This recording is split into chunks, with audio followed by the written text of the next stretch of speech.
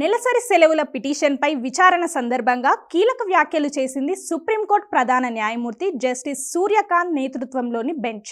పలు కీలక వ్యాఖ్యలు చేశారు.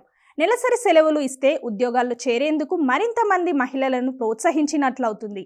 కానీ వీటిని తప్పనిసరి చేస్తే యాజమాన్యాలు ప్రతికూల పరిస్థితుల వైపు ఆలోచిస్తాయని తెలిపింది. చట్టం చేయడం వల్ల ఎవరు మహిళలను ఉద్యోగాలకు తీసుకోరని, సంస్థల యాజమాన్యాల మనస్తత్వం మీకు తెలియదంటూ వ్యాఖ్యానించింది. వాలంటరీగా సెలవులు ఇస్తే బాగుంది, కానీ చట్టం చేస్తే జ్యుడిషియరీలో, గవర్నమెంట్ జాబ్స్లలో కూడా తీసుకోరని ప్రస్తావించింది.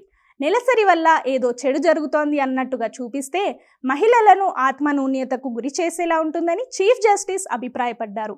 సంబంధిత అధికారులు అన్ని స్టేక్ హోల్డర్లతో చర్చించి నెలసరి లీవ్ పాలసీ రూపొందించే అంశాన్ని పరిశీలించాలని ఆదేశిస్తూ పిటిషన్ను కోర్టు కొట్టివేసింది. కేరళ రాష్ట్రంలోని స్కూళ్లలో ఆడపిల్లలకు నెలసరి లీవ్ రిలాక్సేషన్ ఇస్తున్నారు. కొన్ని ప్రైవేటు కంపెనీలు వాలంటరీగా మహిళలకు నెలసరి సెలవులు ఇస్తున్నారు. దేశవ్యాప్తంగా కూడా దీని మీద కంపల్సరీ చట్టం చేయాలని న్యాయవాది శైలేంద్ర మణి త్రిపాఠి సుప్రీంకోర్టులో పిటిషన్ దాఖలు చేశారు.